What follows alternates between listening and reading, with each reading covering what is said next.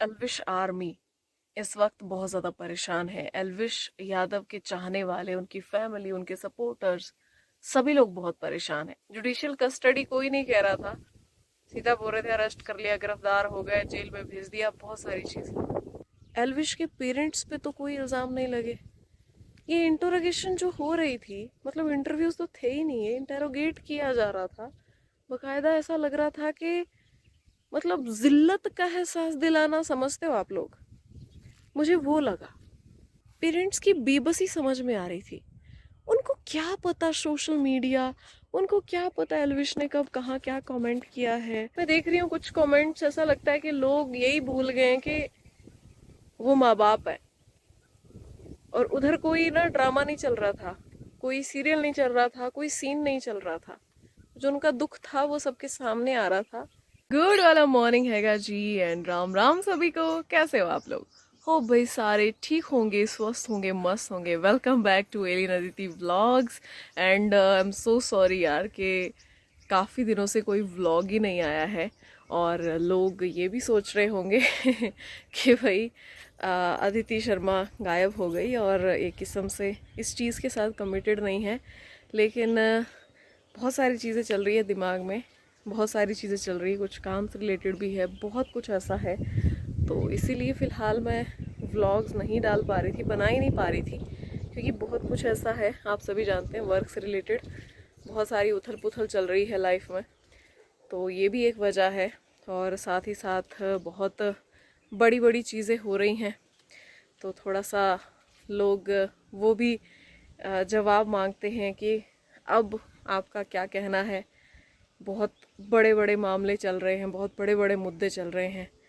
और कुछ लोग काफ़ी बड़ी बड़ी मुसीबत में भी हैं, जो कि पल पल की अपडेट मैं आपको दे रही हूँ। उसके बारे में भी थोड़ा सा बात करनी बनती है। बस मैं यही चाहती थी कि चीज़ों में क्लैरिटी आए, क्योंकि चीज़ों को इतना घुमा दिया गया है, इतना उलझा दिया गया है कि उसमें क्लैरिटी नहीं थी।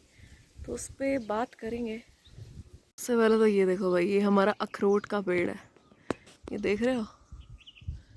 ये अखरोट के पेड़ में एक किस्म से फ्लावरिंग हो रही है, कुछ इस तरीके से। पहले ये लगते हैं इसमें और फिर उसके बाद अखरोट लगते हैं। काफ़ी बड़ा पेड़ है ये। अब तो थोड़ा सा इसको काट पीट करके ऐसे थोड़ा सा ऐसे कर दिया है कम। ये देखो, ये इसकी ब्रांचेस काट दी हैं, पर ये बहुत बड़ा पेड़ था और बहुत पुराना है। समझ लो मैं 28 साल की हूँ, तो ये पेड़ मुझसे भी बड़ा है। ये देखो, ये कुछ इस तरीके के इसके फ्लावर्स ही समझो इनको। देखो नीचे कितने सारे गिरे हैं, सी। तो गाइज बहुत सारी बातें चल रही हैं, बहुत सारी चीज़ें चल रही हैं। खासकर एल्विश आर्मी इस वक्त बहुत ज़्यादा परेशान है। एल्विश यादव के चाहने वाले, उनकी फैमिली, उनके सपोर्टर्स, सभी लोग बहुत परेशान हैं। अचानक से 17 मार्च को एक खबर आती है कि एल्विश यादव को जुडिशियल कस्टडी में भेज दिया है। उसके बाद हड़कंप सब मच जाता है, किसी को कोई समझ में नहीं आती है बात कि आखिरकार क्या हुआ। लेकिन अगर मैं सब चीज़ों को छोड़ूं तो हम एक चीज़ पर बहुत डिपेंड रहते हैं।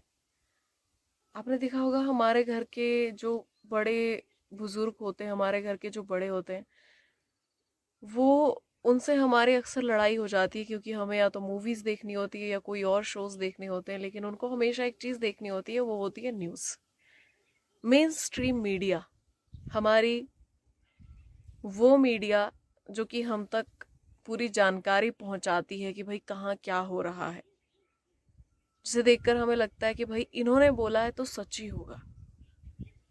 लेकिन अगर मैं अपना पर्सनल एक्सपीरियंस आप लोगों के साथ साझा करूं, खासकर इस मामले में जो कि मुझे चीज़ें समझ में आई है, तो भाई 3 बार हमारी यही मीडिया झूठी पड़ गई। एक बार जब ये किस्सा शुरू हुआ था, 2023 से ये मामला शुरू हुआ था, उस टाइम पे बेवजह ही फेक न्यूज़ आ गई थी कि एल्विश यादव अरेस्ट हो गए, जबकि ऐसा कुछ भी नहीं था। उनको एक थोड़ा सा एक चेकिंग वेकिंग के लिए रोका था और वहां से खबरें आ गई। वो मामला 10-15 मिनट के अंदर क्लियर हो गया कि ऐसा कुछ नहीं है। वो पहली चीज। उसके बाद दूसरी चीज, जब अभी एल्विश को जुडिशियल कस्टडी में भेजा तो सबसे पहले तो जुडिशियल कस्टडी कोई नहीं कह रहा था, सीधा बोल रहे थे अरेस्ट कर लिया, गिरफ्तार हो गए, जेल में भेज दिया, बहुत सारी चीजें। अच्छा चलो वो भी छोड़ देते हैं। लेकिन उस जुडिशियल कस्टडी के चलते मीडिया में खबर आती है अगले ही दिन कि भाई एल्विश यादव को तो फिलहाल पुलिस ने सब कुछ उगलवा लिया है। उन्होंने तो बोल दिया है कि वो सारा ये कराते थे, ये सारी पार्टी वार्टी ऑर्गेनाइज कराते थे, वहां पे वेनम पहुंचाते थे, सब कुछ उन्होंने कबूल, मतलब एल्विश ने सीधे शब्दों में अपना जुर्म जो है वो कबूल कर लिया है। ये खबर आती है, सनसनी फैल जाती है। अच्छा जी, उसके बाद तीसरा झूठ इसी केस में कि सबसे बड़ा जो एक्ट लगा है एल्विश पे, एनडीपीएस एक्ट, वो एक्ट हट गया। अब सबसे बड़ी प्रॉब्लम ये है कि जिस तरीके से एकदम छाती ठोक के ये चीजें कही जाती है ना, अगर आपको एक टाइम के लिए यकीन ना भी हो तो भी आपको यकीन आ जाता है कि भाई सच में कुछ ऐसा हो रहा होगा क्या, क्या इस तरीके की चीजें हो रही होंगी, सच में कुछ ऐसा है। कि एल्विश ने सारा बयान दे दिया, फिर अगले पल क्या सच में एनडीपीएस एक्ट जो है वो हट गया है। तो जिस हिसाब से, जिस कॉन्फिडेंस के साथ ये न्यूज़ फैलाई जाती है, तो हम लोग हैं, हम इंस्टाग्राम देखेंगे, ट्विटर देखेंगे, हर जगह देखेंगे और अलग अलग न्यूज़ हैंडल्स देखेंगे। कुछ लोग हैं जो टीवी पे सिर्फ न्यूज़ देखते हैं, कोई एक न्यूज़ चैनल चला के, उनका कोई फेवरेट न्यूज़ चैनल, और वहाँ पे इस तरीके की खबरें चलती हैं, तो वो क्या सच मानेंगे? वो वही मानेंगे जो मीडिया बोल रही है। मैं आपको अपना पर्सनली बता देती हूँ घर का। जैसे कि मेरे घर पे मेरी मॉम न्यूज़ देख रहे थे, तो न्यूज़ वाले बोल रहे हैं एल्विश यादव ने कबूल कर लिया है कि एल्विश यादव ने ये सारा सब कुछ किया है और पुलिस ने एल्विश से उगलवा लिया है सब कुछ, मतलब सारी बातें एल्विश ने मान ली है, सब कबूल कर लिया है। और दूसरी तरफ मैं न्यूज़ बना रही हूँ कि भाई इस पर कोई कॉन्फर्मेशन नहीं है, ऐसा कुछ नहीं हुआ है, और हमारे जो इंटरनल सोर्सेज हैं वो कहते हैं कि ऐसा कुछ नहीं है, कोई कबूलनामा नहीं हुआ है, और एल्विश कोई रिमांड पे नहीं है कि उस तरीके से पुलिस कुछ ऐसा उगलवा ले। और पहली चीज़ तो, जो पुलिस की अगर कस्टडी में कोई होता है और वहाँ पे कोई बयान दिया जाता है तो वो मान्य नहीं होता, कोर्ट में दोबारा से देना पड़ता है। चलिए, मतलब बहुत सारी चीज़ें हैं। लेकिन मैं अपनी अगर मॉम की बात बताऊँ तो वो मुझे पूछ रहे कि अरे नहीं, ये तो मतलब न्यूज़ वाले देखो ना, न्यूज़ वाले क्या बोल रहे हैं। भाई देखो, इतना बड़ा ये चैनल है, ये बोल रहा है, ये बोल रहे कि इनके सूत्रों के हवाले से खबरें आई हैं कि एल्विश यादव ने सब कुछ कबूल कर लिया है।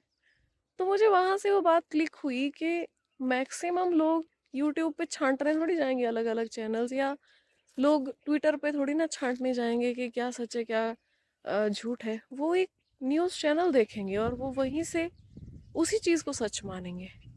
अब ये सारी खबरें चली, सब कुछ हुआ, सबसे जो बुरी चीज़ थी वो थी कि चलो एल्विश यादव पे इल्ज़ाम लगाए गए हैं, एल्विश यादव को जुडिशियल कस्टडी में भेजा गया है, एल्विश के पेरेंट्स पे तो कोई इल्ज़ाम नहीं लगे। ये इंटरोगेशन जो हो रही थी, मतलब इंटरव्यूज तो थे ही नहीं है, इंटेरोगेट किया जा रहा था बकायदा, ऐसा लग रहा था कि मतलब जिल्लत का एहसास दिलाना, समझते हो आप लोग, मुझे वो लगा। वो फूट फूट के रो रहे हैं, फूट फूट के रो रहे हैं। उनका इकलौता बेटा इस वक्त कितनी मुसीबत में है। माँ बाप को समझ नहीं आ रहा कि ये चीज़ कहाँ से शुरू हुई और पता नहीं कहाँ जाके ख़त्म होगी। और मीडिया ऐसे ऐसे सवाल पूछ रही है, ऐसे ऐसे सवाल कि मतलब ना तो उनका कोई केस से लेना देना था, और ऐसा लग रहा था कि सीधा सीधा ना टॉर्चर किया जा रहा है फैमिली को। तो मुझे ये चीज़ समझ में नहीं आई कि भाई आपके सामने एल्विश यादव नहीं बैठा है, पेरेंट्स बैठे हैं, और पेरेंट्स पे तो कोई इल्ज़ाम नहीं लगा है, उनको तो जुडिशियल कस्टडी में नहीं भेजा गया है। कम से कम उनके दुख को टीआरपी का साधन मत बनाओ। मुझे वो चीज़ बहुत ही ज़्यादा बुरी लगी, और देख कर ना एक वो पेरेंट्स की बेबसी समझ में आ रही थी। उनको क्या पता सोशल मीडिया, उनको क्या पता एल्विश ने कब कहाँ क्या कमेंट किया है, उनको नहीं पता भाई इस बारे में, उनको कुछ नहीं पता। एल्विश यादव यूट्यूब से कितना कमा रहे हैं या क्या कर रहे हैं, वो गाड़ियां कैसे ला रहे हैं या क्या है ऐसा। मतलब बहुत सारी तो ऐसी चीजें दोस्तों जो एल्विश ने मजाक मस्ती में व्लॉग्स में बोली हैं, और आज वो एल्विश के खिलाफ इस्तेमाल हो रही है। मेरे कहने का मतलब सिर्फ इतना सा है कि भाई रुक जाओ, थोड़ा सब्र करो। मैंने पहले भी यही चीज कही थी, अगर कोई चीज शुरू हुई है तो शायद उसका एक अंत भी होगा, और उस टाइम पे सबको पता भी चल जाएगा कि किसकी कितनी गलती थी, किसने क्या किया है। अगर एल्विश कसूरवार है, वो चीजें भी सामने आ जाएंगी, आ जाएंगे, प्रूफ आ जाएंगे अगर इन्वेस्टिगेशन हो रही है तो। और अगर कसूरवार नहीं है, वो बात भी सामने आ जाएगी। मेन चीज ये है कि अगर कसूरवार नहीं है तो ये जो सब कुछ हो रहा है, ये जो ट्रॉमा मिला है, इसका क्या, इसकी भरपाई कैसे होगी।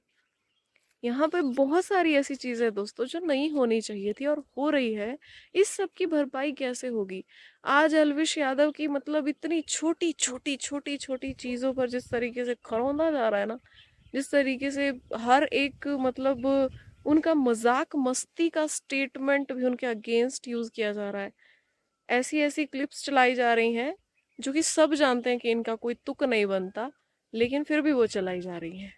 तो अगर कल को एल्विश यादव निर्दोष साबित होके बाहर आएंगे तो क्या उनसे कोई माफी मांगने वाला है इस बारे में? क्या उनको कोई बोलेगा कि भाई हमसे गलती हो गई या हमने गलत न्यूज चला दी? नहीं। जो डैमेज हो गया फिर वो तो हो गया और हमेशा के लिए रहने वाला है। ये न्यूज हटने नहीं वाली है, हमेशा के लिए सोशल मीडिया पर रहेगी।